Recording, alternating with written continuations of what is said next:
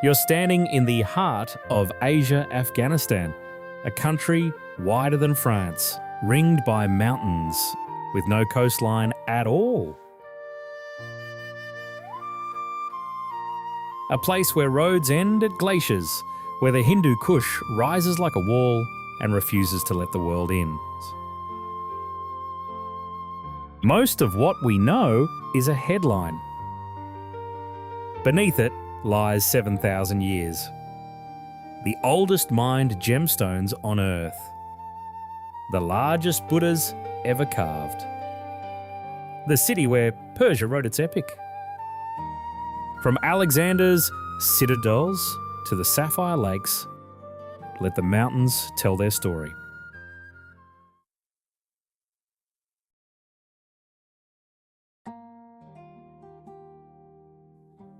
From the western edge of the country, the Siarko Range unfolds in tan ridges and shattered peaks. Thin vegetation clings to slopes carved by wind and centuries of dry seasons. The old Persians called this land Drangiana Waterland, a satrapy that once stretched across these valleys. Today, almost nothing of that water remains. Only sun, stone, and the long bones of mountains beneath an empty sky. A solitary motorcyclist threads a winding road, dwarfed by land that no city has ever filled. A road threads the desert toward the city of Farah. Beyond the dust rises a fortress of mud brick walls, 16 metres high, enclosing a square kilometre of ground. This is the citadel of Alexander, where the young conqueror uncovered a plot against his life and renamed the city Prophasia Anticipation. 2,500 years later, the walls still stand, watching the same horizons. Below them, valleys hold small farmlands, threads of green pulled across the brown. Mud-walled hamlets cluster by dry riverbeds, the people few and the silence enormous. What Alexander built here became a foundation for everything after. Closer to the desert floor lies one of Afghanistan's emptiest provinces, twice the size of Maryland, home to barely 500,000 people. Earthen houses pressed together in a tight grid, baked the colour of the ground they stand on. A wide, dry riverbed cuts the settlement in two, a memory of water through what is now stone.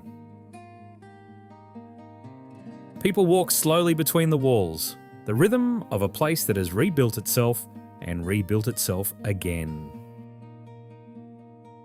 Beyond the houses, a road runs straight into the haze toward distant mountains.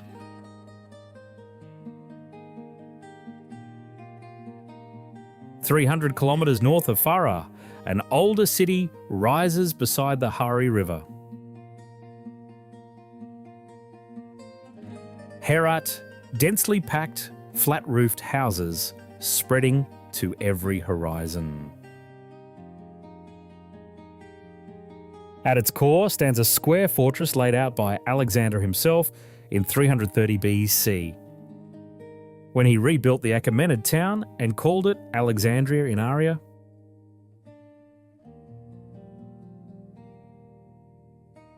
On its citadel walls, the original geometry can still be read from the air. Around the old quarter, narrow streets curve toward the great mosque, blue-tiled and turning slowly under the sun. And on the city's edge, The rooftops give way to gardens and dust toward the western fields. Beyond the city, the road winds through arid valleys and red soil hills toward the surrounding country. A single blue car traces the curve, the only motion across miles of stone. These were once the gardens of the world.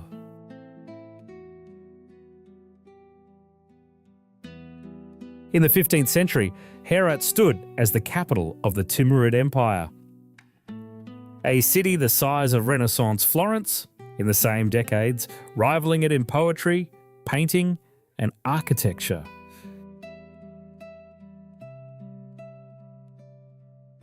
Its greatest patron was a queen, Gawar Shad, who commissioned a complex of mosque, madrasa, mausoleum, and minarets. So vast, it crowned the western edge of the city. She ruled in the shadow of her husband and son, then in her own name. Until political enemies executed her in 1459, she was past 80.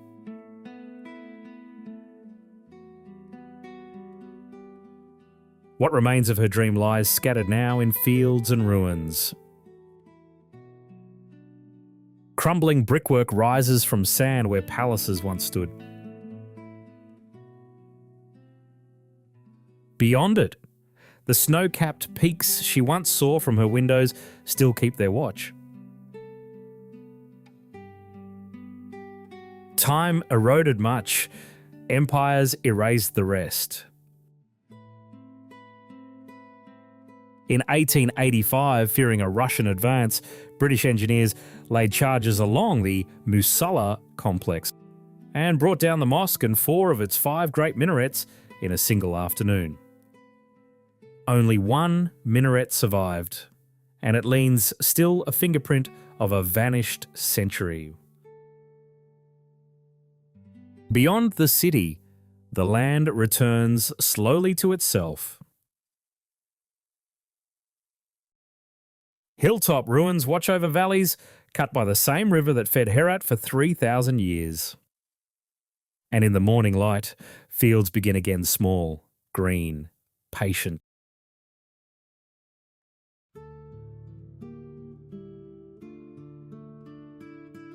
On a desert hilltop, an ancient fortress rises in cylindrical towers of weathered mud brick Chahel Burj, the 40 Towers. A lone figure stands atop one tower, dwarfed by stone and sky. This is the Hazarajat, Central Highlands at 2,500 metres, the homeland of the Hazara. A Shia minority whose faces still carry the imprint of Mongol soldiers left behind 8 centuries ago. Beyond the towers, the Bamyan Valley opens vast, walled by ranges of rust and red.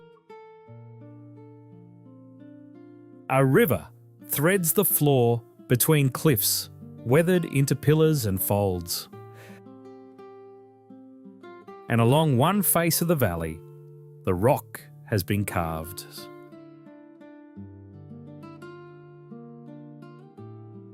Two enormous niches rise empty outlines of figures that once stood 38 and 55 metres tall. Hewn from sandstone in 507 and 554 AD, the Buddhas of Bamyan were the largest standing Buddhas on earth for 1,500 years. Surviving Arab conquest, Genghis Khan, and centuries of regional iconoclasm. Then in March of 2001, the Taliban brought them down. What remains is silence carved into stone. Around the niches, hundreds of caves honeycomb. The cliff, once home to monks who painted Buddhist murals on the walls. A village leans into the same red rock. Mud brick houses pressed against the slope.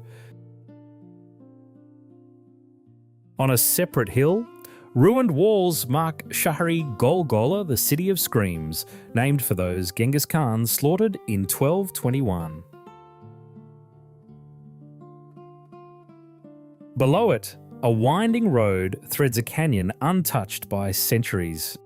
And in a side valley, a thin waterfall slips down moss-covered stone water, still moving where the gods have left.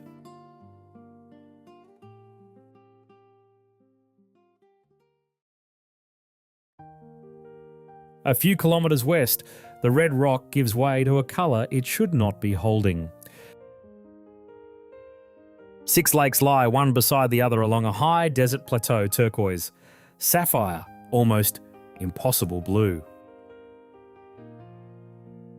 From above, they read like fragments of sky fallen into stone. Tan cliffs drop sheer into the water, then climb again on the far shore.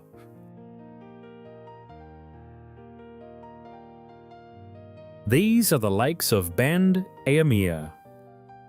What separates them is the strangest part natural dams of travertine, walls of pale mineral that the water itself has built.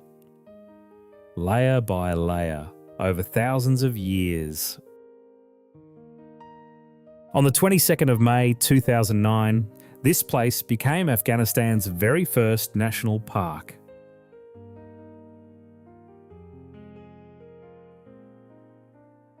Today, children swim along sandy coves where freshwater spills over moss-green ledges. Visitors walk the shoreline as their reflections move on the still blue water. In 2018, on these same shores, the country held the only mixed-gender sporting event in all Afghanistan, the annual marathon. Of the 420 runners, half were women. Tents still cluster on the shore where the runners once camped.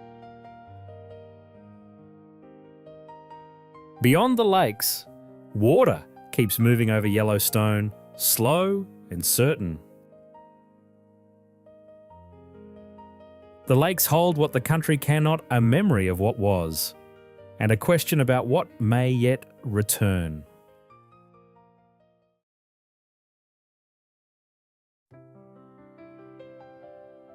North, across the Hindu Kush, the country opens flat, green, generous. Sheep graze along verdant slopes under open sky.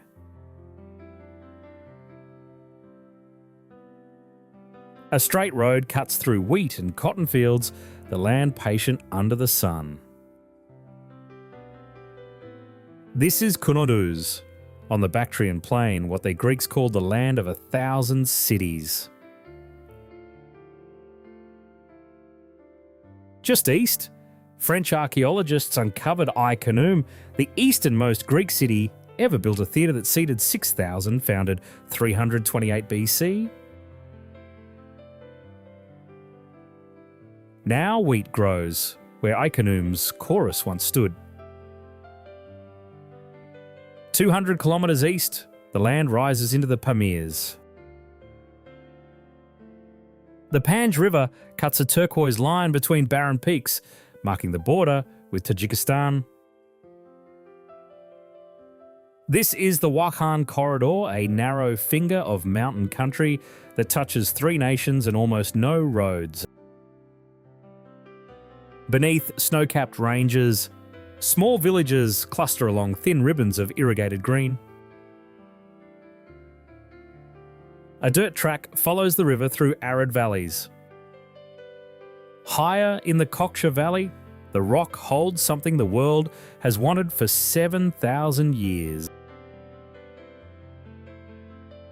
The mines of Sari Sang, perched at 3,400 metres, have produced lapis lazuli without interruption since the Bronze Age.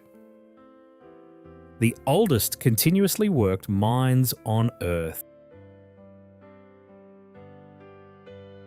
Their deep blue stone lined the mask of Tutankhamun, shadowed Cleopatra's eyes, and was ground into the ultramarine of Vermeer's pearl. All of it pulled from cliffs above this river.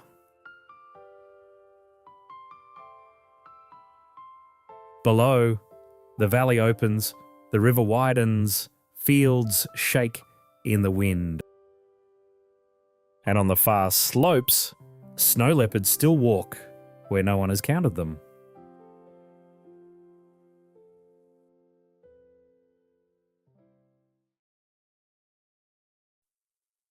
Behind a single narrow gorge opens a valley with only one way in.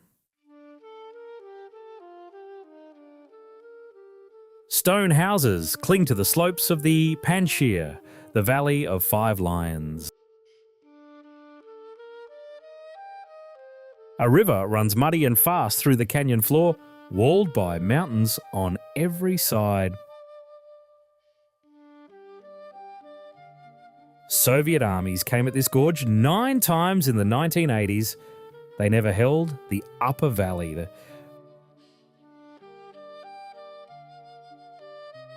What remained lies rusting in the dirt, an unexploded rocket, half buried. Children climb the hull of a Soviet tank as if it were a hill. The man who held this valley was born in Jangalak in 1953. Ahmad Shah Massoud, the Lion of Panjshir, led the resistance from these slopes for 2 decades.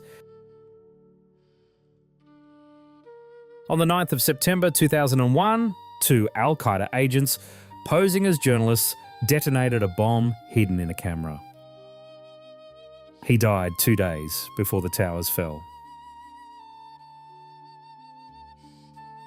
His tomb still stands above the valley, intact through every change of power. Beyond the villages, dust trails behind a cargo truck on the long road out. Beneath these mountains, miners chip emeralds from the rock, and green fields press into the stone where the valley still belongs to itself. Through these mountains runs the Salang Tunnel, opened in 1964 at 3,400 metres. One of the highest road tunnels on Earth, built by Soviet engineers as the Strategic Spine North.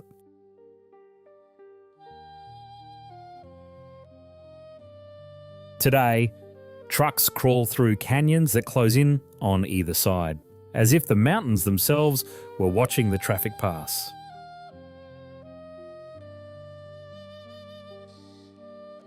Past it, on the plain below, Bagram has been founded and refounded for 23 centuries. On the 1st of July 2021, the last empire left Bagram. By August, the Taliban controlled the base. Beyond Bagram, the country breathes its winter quietly. Houses lie buried under fresh winter snow.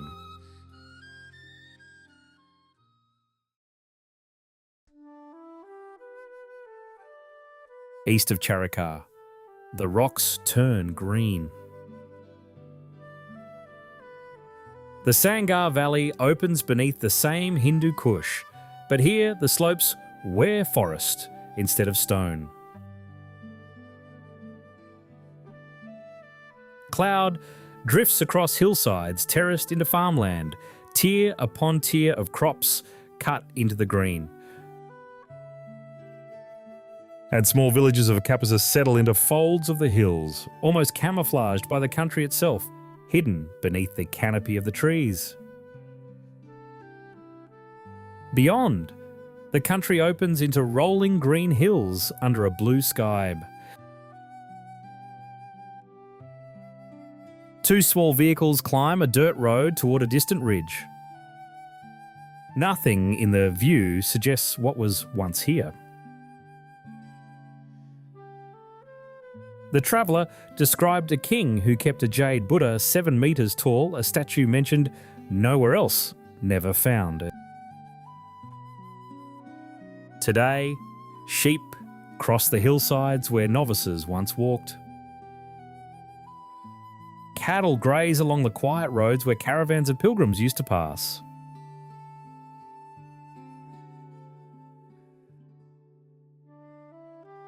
On the eastern face of the Hindu Kush, the country wears a different skin forest, not stone. Storm clouds drift over wooded ridges, the trees so dense the mountains read as one body. These slopes belong to Nuristan. And until 1896, this whole country was called Kafiristan, the land of the infidels. For centuries, its people kept a polytheistic religion of sacred fire and animal sacrifice. Then the emir's army marched in, forced conversion and renamed the region Nuristan, Land of Light. South of Nuristan, the Kunar River cuts a green valley between snow-tipped peaks. Terraced fields cascade down the slopes, a patchwork worn into the mountainside. A small bridge spans the river toward a village of orchards and stone houses. Almost everyone in Kunar lives along this ribbon of green. The mountains above stay empty.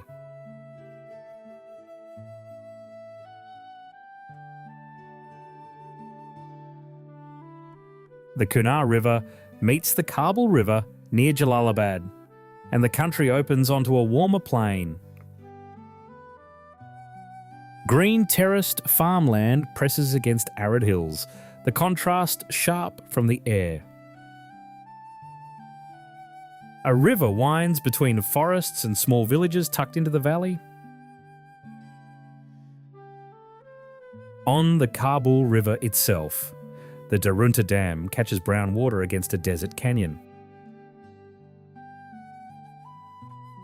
Jalalabad sits at 500 metres, the warmest major city in Afghanistan.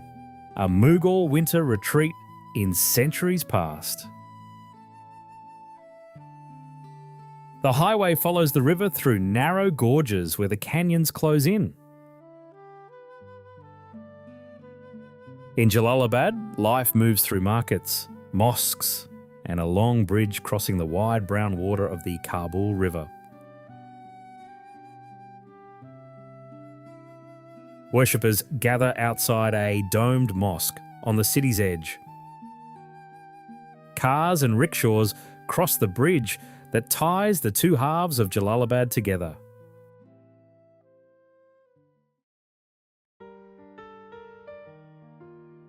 On a high plateau between Kabul and Kandahar, Ghazni rises out of the dry plain. A medieval citadel of mud brick crowns a rocky outcrop above the bazaar. Below it, narrow streets press tight between earth walls. 1,000 years ago, this was the most important centre of Persian literature in the world, a rival to Baghdad. Ferdowsi dedicated his Shahnameh to Sultan Mahmud, the 60,000 couplet national epic of Persia.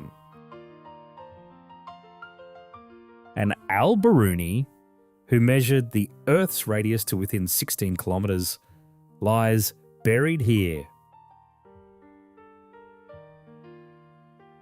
On the plain east of the city stand two minarets from the 12th century, the last bones of an empire that wrote in verse. Further south, the country folds into the frontier highlands of Paktia, where winter holds the villages quiet under snow. Beige houses settle into the white plain, smoke rising from clay chimneys. Round them, treeless hills lie low and pale beneath an empty sky.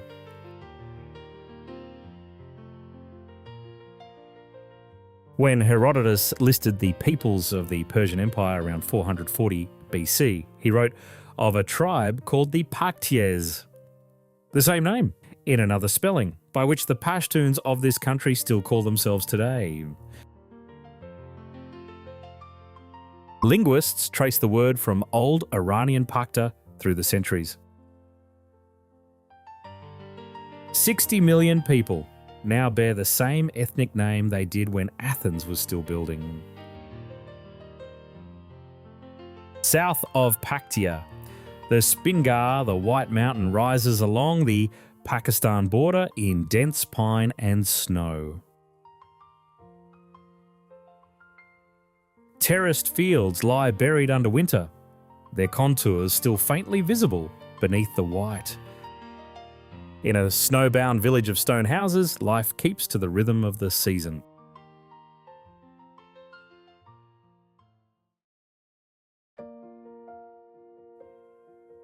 All these roads, from Farah to the Wakhan, from Bamiyan to the Khyber, eventually return here. The Kabul River threads a green valley, the snow-capped peaks rising on every side. This is Kabul, a city whose recorded story stretches back 3,500 years, mentioned in the Sanskrit Rigveda as Kuba. The Silk Road passed close to its walls, making it a meeting ground for Greek, Indian, Persian, and Chinese cultures over 2 millennia. Below the mountains, terraces and small settlements line the slopes.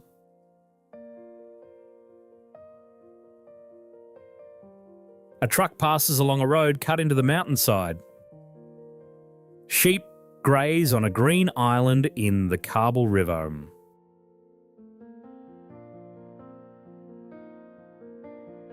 The road climbs out of the gorge, switching back through tan and brown rock. Cars wind their way along hairpin turns above a milky green river. And then, suddenly, Kabul.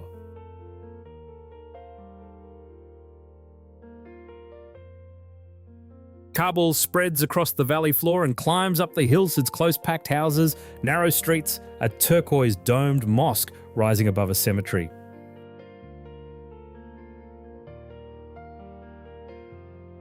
"500 years ago, Babur, the first Mughal emperor, conqueror of northern India, chose this city as his place of burial. Rather than Delhi or Agra, Babur's garden tomb still sits on the slopes of Sher Darwaza, restored in the early 2000s by the Aga Khan Trust, drawing 400,000 visitors a year. 4 centuries later, in the 1960s and 70s, Kabul lived through what its older citizens still call its golden age. Overland travellers from Europe to India stopped here. University classrooms admitted women from across the country. The Intercontinental Hotel hosted sitar concerts and pool parties. Most of that world is gone now. Today, solar panels glint from rooftops where television aerials once stood.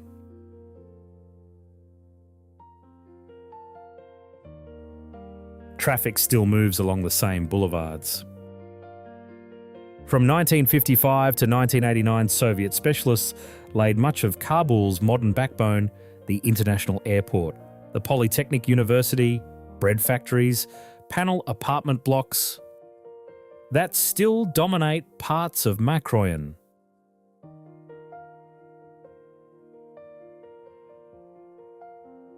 Dense apartment grids stretch toward the mountains. The Kabul River cuts through the urban centre, bridges crossing it carrying steady traffic. Markets fill with people. Rush hour traffic threads the boulevards.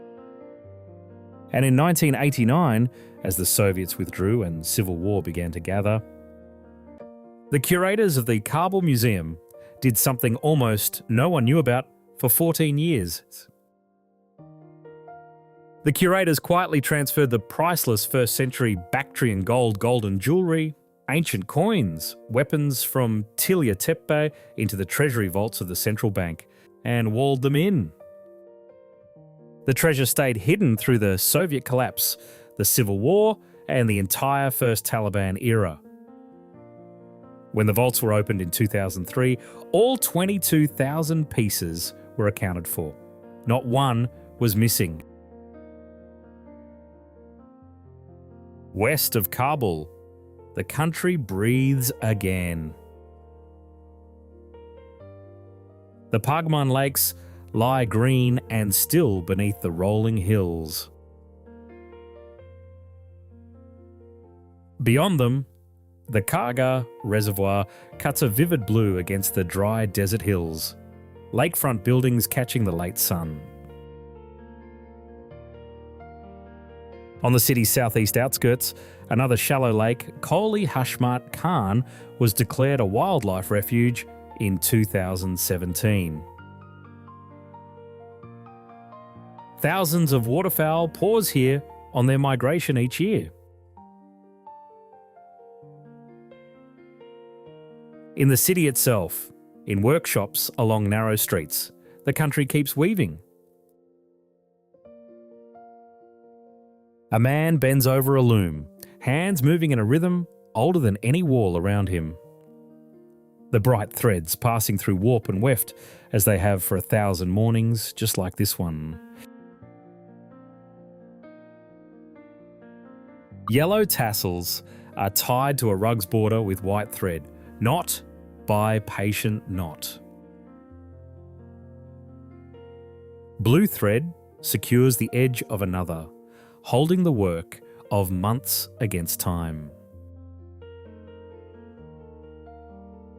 In December of 2025, the Ariana Cinema, one of the oldest in Afghanistan, was demolished to make way for a shopping centre. The 70-year-old cinema park had fallen the year before, despite public protests from artists and filmmakers. Films are lost. Buildings come down. Some of what made Kabul itself recedes into photograph and memory.